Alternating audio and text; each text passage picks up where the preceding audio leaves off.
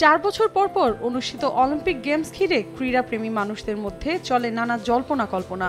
চলতি মাসের ২৬ তারিখ থেকে এই গেমস অনুষ্ঠিত হবে ফ্রান্সের রাজধানী প্যারিসে। এই আয়োজনকে স্মরণীয় করে রাখতে ইতালির শস্য ক্ষেতে আইফেল টাওয়ার আঁকেন একজন ভূমিশিল্পী।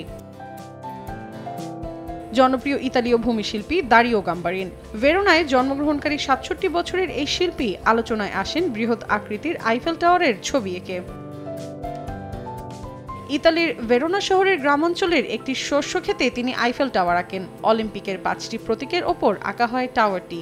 ২ একর জমিতে করা এই কাজটি তিনি আসন্ন প্যারিস অলিম্পিক গেমসকে উৎসর্গ করেন, শান্তির উদ্দেশ্যে, যা সারা বিশ্বের মানুষকে একত্রিত করবে। নগদের কাছে সব গ্রাহকই প্রিয়, তাই তো সারা দেশে ক্যাশ আউট চার্জ সবচেয়ে কম।